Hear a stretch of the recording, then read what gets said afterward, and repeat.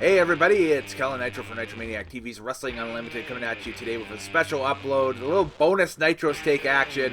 The NWA throws on a pay-per-view, and of course I gotta throw my opinion out there and gotta cover it. So NWA When Our Shadows Fall aired today on June 6th. 2021 from the GPB studios out in Atlanta, Georgia.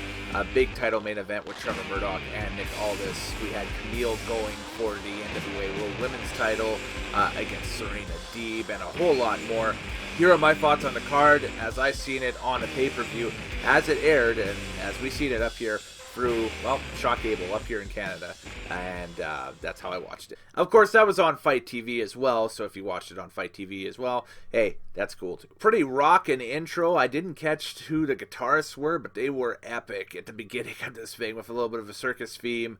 And of course, When Our Shadows Fall. Kind of sticking again with like the hair metal kind of 80s-ish presentation again that the NWA gives for these shows. The set itself was, well, it had fans. There was a limited amount of fans that were on set for this, probably about maybe 50, 75 fans or so in attendance at the GPB studios in Atlanta. And the set itself was different from NWA Power in that they got rid of the NWA Power set and just kind of piped and draped off the entire building, kind of making it like a cube and having lights and that stuff, but they still have the flags up, and you can still see the Mongrovian flag over top of Kyle Davis's desk, and you name it. So still pretty awesome, pretty cool presentation, different presentation for this for sure. And yeah, studio wrestling at its finest was back once again. Joe Galli, Velvet Sky, and a very hoarse Tim Storm welcomes us, but of course Tim's voice would end up getting better as the match would go on. So, or the matches went on, I should say. So as I'm recording this is right after the pay-per-view, so there's no match times published as of yet, but we open up the contest with a NWA tag team Lucha four-way match that was kind of advertised, where we seen the end of Odinson and Pero versus Sam Rudo and Sal Renaro, which is a brand new tag team to the NWA. They looked great in this match. Marche Rocket and Slice Boogie, they have tagged before on NWA Power. Again, another great tag team. And Bestia 666 and Mecha Wolf 450 from AAA in Mexico. And Bestia 666 is Damian 666's son. So that's the namesake, and that's his take on the character. Mecha Wolf 450, of course, I'm not sure if this is a North American debut for him or not, but this was an NWA debut for both these guys. An amazing contest as El Rudo and Mecha Wolf started off. And to finish this thing, La Rebellion, of course, is the working tag team name for Mecha Wolf and Bestia 666.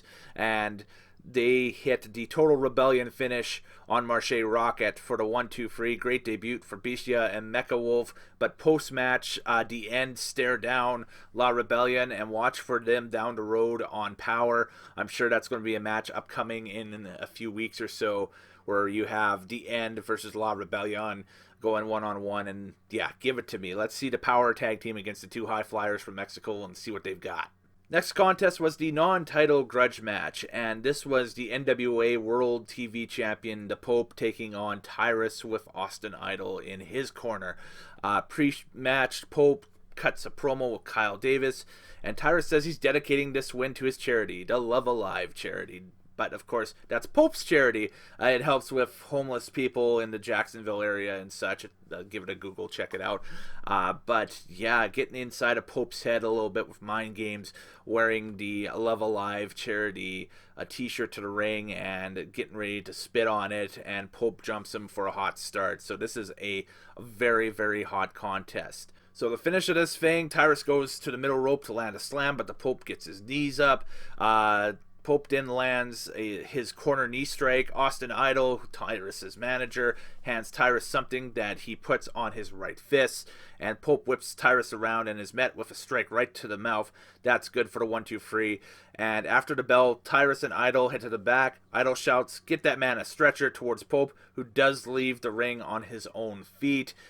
I had a couple of questions about this already on my inbox. You can tweet me at Kellen Nitro. Anything wrestling related, and I'll try and get back to you. One of these was, One of these was, does this affect Pope's Lucky 7 status as NWA World TV Champion? In case you don't know what the Lucky 7 status is, I'll run it through quickly. If the NWA World TV Champion has 7 successful title defenses, he gets a NWA World Heavyweight title shot. He can cash in that NWA World TV title for the NWA World Heavyweight title shot, obviously against Nick Aldis or whoever the World Heavyweight Champion is at that time. This being a non-title grudge match, basically, it's basically non-sanctioned. So this was just a classy, no holds barred street fight at this point. So it does not affect Pope's Lucky 7 status. That only is affected in title defenses for the NWA TV title with the 605 time limit and so on and so forth. This was a grudge match, and the heel gets the win in Tyrus, so maybe Tyrus is next in line for another crack at that World TV title. Again, we'll have to watch Power on Tuesday to find out. Our next contest, kind of a weird tag team pairing in the women's division here, where we had Melina and Thunder Rosa, who were allies and then enemies, and now they are allies again, taking on Taryn Terrell, making her in-ring pay-per-view debut with the NWA in a match, and the debuting in the NWA as a whole, Kylie Rae.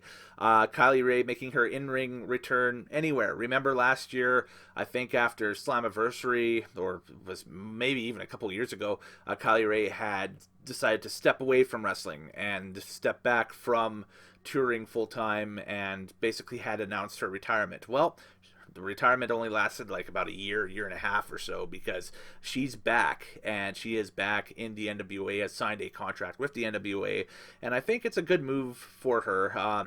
It allows her to dip her feet back into a national promotion of some prominence, and it also allows her to maybe work her way back into potentially down the road another run with AEW, because it is something that she has stated in the past that she would like to, explore again.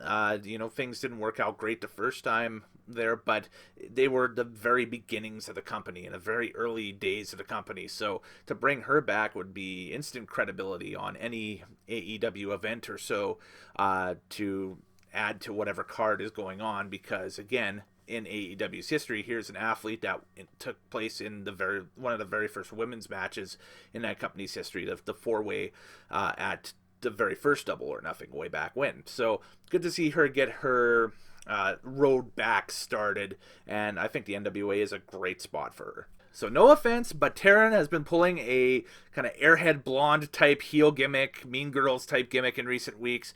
So it's kind of a weird pairing having her with smiling Kylie Rae, and you can tell by the entrance it was kind of over the top on both sides, because you have Kylie doing her stuff, with the smiling, basically think Bailey from 2014, 2015-ish, and Taryn Terrell hitting the ring looking like basically a Victoria's Secret model with the full butterfly stick robe thing and whatever.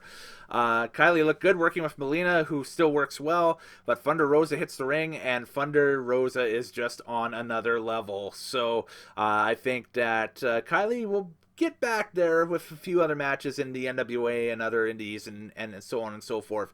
But is she there now? Not really, no. And it kind of showed in this match. It was kind of a little, here's a Formula One car versus here's the pace car at this point, right? So she needs a little bit, I think, a few more matches under her belt back on this kind of return run, and then she'll be right there. I don't anticipate it being very long, though, that she'll be at the same level as a Thunder Rosa, as a Kamille, as a Serena Deeb, the top women right now in the NWA. But like I have written down here too, Ray worked well with Melina as well. Taryn and Melina have a fun exchange, and it ends with Taryn getting basically escorted out by Thunder Rosa. Rosa just picks her up and hauls ass right through the curtain and out of the building with Taryn. So we have no idea what happens. Maybe we'll find out what happened on Power, where they ended up or whatever. Maybe it was like a backstage fight. But a very interesting finish with Kylie getting the heel pin on Melina with the 1-2-3 with a handful of tights. So is this going to be a passive-aggressive heel gimmick that she has? Very interesting to see her work heel. This will be kind of an interesting dimension, and maybe she can pull it off. we'll have to wait and see. Up next was a match that I was very interested in seeing, JTG versus Fred Rosser, and it was mentioned in commentary that this is kind of a dream match, crime time versus prime time. Let's see what happens if you had those two teams together. And of course, that's not going to be able to happen anymore with the passing of Shad Gaspard, but we can still have singles matches. And actually, if you were to have a singles match between these two teams, a captain's match, if you will, this is the two guys that I'd like to see work in the ring, is Fred Rosser, aka Darren Young, versus JTG, aka JTG, in the ring. Interesting matchup with two members of famous WWE tag teams. Dakota Honor is respected in this one, and this is super technical early on. This is JTG's NWA debut. Rosser, though, changes gears and pulls more of a technical heel side throughout this match. JTG fires back with clotheslines and a neckbreaker. The two exchange backslide attempts, but JTG nets the 1-2 free, finally wrestling him down for the pin off of a backslide off of that. This was kind of a taste of what that New Japan Pro Wrestling Strong style show that's on NGPW World is like, bringing that into the NWA fold a little bit. And honestly, it's a real taste of what Championship Wrestling from Hollywood was providing throughout the pandemic with a lot of their guys on the Primetime Live pay-per-views and that stuff. This kind of had that feel to it. Phenomenal contest. Go back and check the show out and pay close attention to this match. After the bell, JTG extends a hand to Rosser, who gets to his feet, and JTG heads to the back, celebrating his NWA debut victory. So, again, this is a great tie-in, sign up for Power, sign up for the package on Fight TV, and find out more with what happens here in coming weeks, because this is, is Rosser and JTG perhaps going after the tag belts together, or is one of them going to snap and go full heel? We'll have to wait and see off of that. I say that a lot in this review, we'll have to wait and see, but the NWA kind of is taking a wait and see approach with a lot of these wrestlers, these talents that are coming back that are older talents, but still have some shelf life, still has some marketability to them, and I think it's a great approach, and, they're awesome workers. So the NWA World Tag Team titles were on the line next on the pay-per-view. The War Kings versus Strictly Business versus Stevens and Kratos, the champions. Does Stevens and Kratos finally split in this contest? The answer is surprisingly no, they do not. Latimer and Adonis is the Strictly Business pairing in this match. Kratos, though, is quickly dispatched in the early going of this contest by Latimer and Adonis with steel steps. However, Kratos, he comes back and makes the hot tag to Stevens sometime later in the contest. There's a master lock attempt by Adonis on Stevens, but Crimson breaks it up. Stevens is double teamed for a long time by Latimer and Jax Dane in the ring. That allegiance goes by the wayside when Latimer and Dane go for a double cover after a tandem move on Stevens, and that implodes the partnership, and it's back to a triple threat. Crimson hits a DVD on Adonis, but then a low blow by Kratos nets the 1-2 free for Stevens, and Kratos, as Stevens is out on the outside after the double team maneuver by Latimer and Dane earlier in the contest. Post-match, sportsmanship and teamwork from the champs. This is the most cohesive they've been since Power's kind of re-debut, and Stevens adopting more of the true blue babyface style in the ring, and Kratos still, the full-blown monster heel. Again, remains to be seen. Be checking it out on Power in coming weeks, but moves the story along, and it was a great storytelling match. I just wish that the double team portion of the contest was a little bit shorter. It seemed like Dane and Latimer were attacking Stevens for a long time during that contest, and it was the classic Simpsons, stop, he's already dead, what are you doing? After a while, and then they finally hit the tandem double team maneuver to basically put Stevens out. But then when they went for the double pin, hey, it's a freeway match, so you have to dispatch the other team as well before you can get a clean pin on the guy. So good use of the stipulation here. Good use of the stipulation. The NWA World Women's Championship was on the line. Kamille versus Serena Deeb. Serena Deeb finally returning to the NWA to defend her title. And of course, don't forget, Serena Deeb won the NWA title on the United Wrestling Network's Primetime Live last fall, and was the champion throughout, basically the tail end of what we've gone through here over the past 6 months or so, but wasn't on TV for the longest time because of a knee injury, and then had just recently returned over the past month or so, had a couple of great defenses with Red Velvet and Riho on AEW TV. Of course, we talked about the Riho one on the pre-show, to buy in for Double or Nothing. That was a potential show stealer before the show even started. It was that good. It was a phenomenal contest in front of live fans again. But hey, this is Deeb's first match in the NWA studios, the GPB studios in Atlanta, the home of NWA Power. And Kamille, who had been complaining and asking for her title shot, which she rightfully should have gotten, finally gets it here. So this is a classic smaller athlete versus larger athlete match. Kamille going to work on Serena's basically entire body, but basically working on the knee as well. A big butterfly suplex by Kamille, only nets 2 during this contest. Kamille then working on Serena's knee again. A big neck breaker on the middle rope by Deeb, only nets a 2 count on Kamille. Deeb hits a dragon screw on Camille's knee, so a little bit of reversal of psychology there, into an octopus stretch, but no submission. The spear attempt thwarted, but the pile driver attempt by Deeb doesn't net anything. Another spear attempt, but Deeb rolls through into a knee bar. And then a pile driver attempt by Kamille only nets 2. Steamroller attempt thwarted, but finally the spear hits on the third time. Third time's a charm. 1, 2, 3, and Kamille is your new NWA World Women's Champion. Going to be very interesting to see if she even leaves the promotion with the belt, if she shows up on AEW television, on Dark Elevation, or even Dynamite with the NWA title for some defenses or whatever, or if she's just going to be an in-house champion at this point, just taking on maybe outside comers on NWA events. So again, remains to be seen. More info as the week rolls on. Then we head right into the main event. The NWA World Heavyweight Championship is on the line. Trevor Murdoch, the challenger, versus Nick Aldis, the champion. Is this the end of a pretty interesting program? I don't think so. 960 days coming into today for Aldis as champion. The longest reigning champion in pro wrestling today, bar any promotion out there. Yes, I can't think of anybody right now, and I think it's an educated guess right now that he is the guy. He is the longest reigning champion across the board. Remember way back in the late 90s, early 2000s, when ECW claimed that RVD was the only, I don't know, what was it, like a 2-year or 3-year champion? Well, this guy, Nick Aldis, is a legit 3-year champion. 960 days. He's 60 days out as of today from 1,000 days as NWA champion, that's mind-boggling numbers. That is mind-boggling numbers for sure. But this match gave off kind of a Dusty Rhodes, Ric Flair vibe. They did a couple of Dusty and Flair spots throughout this.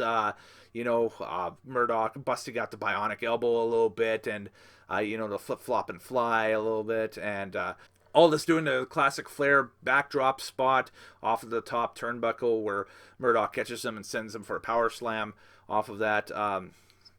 Great contest. But towards the end of this thing, Aldis pushes the ref, who pushes him down, and then the match goes to the outside. Aldis then gains an advantage with a big slam to the floor. Big lariat only nets 2 for Murdoch. A big top rope bulldog, which is Murdoch's finisher, only nets a 2 count.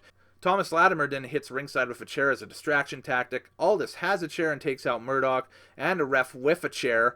And then, time for the very convoluted finish here. He tries for a top rope elbow, but Murdoch moves. Murdoch then wears Aldis out with the chair and locks into Texas Cloverleaf. But the ref calls it and then gives the disqualification W to Aldis because he's seen Murdoch wear Aldis out with the chair and not what happened prior to, because of course he had just got knocked to the outside. Post-match, Murdoch cuts a promo, says he did everything right, he's doing everything he can. Kind of had the vibes of the Dusty Rhodes Common Man promo a little bit. He spoke from the heart post-match, threw some cuss words in there, and yeah, very real, very authentic, an absolute banger of a promo. And then we fade to black right after getting the goodbye remarks from the commentary team. The runtime was about an hour 57. My overall rating on the card is this was a good continuation of storylines for NWA Power. I think if the object was to drive people to buy the packages on Fight, though, it kind of fell short on that accord. I think that if this show was still on YouTube, I think it would definitely drive more people to go watch and the subscriptions to go up on the YouTube channel. So I'm going to give this thing a 6.5 out of 10, a 6.5 out of 10. Like I said, a really good maintenance pay-per-view, but we didn't get any news on any upcoming pay-per-views coming up from the NWA, like when the next one will be. I guess we'll be watching NWA Power in the coming weeks or so to see what's next for the NWA and so on and so forth as we go down the line. So anyways, I'm Kellen Nitro Later Days. Thank you very much for joining me on this special bonus edition of Nitro Steak. Tune in tomorrow where the 100 subscriber special will be online. So go check that out and get ready for that as well if this is after it gets released at 9 a.m. Mountain tomorrow, not 9 p.m., but 9 a.m. Mountain tomorrow, I should say. And yeah, it's going to be great. I had a lot of fun putting that one together. I think you guys will have a lot of fun checking it out for sure. Later, folks. Peace out. Happy wrestling watching, and see you next time.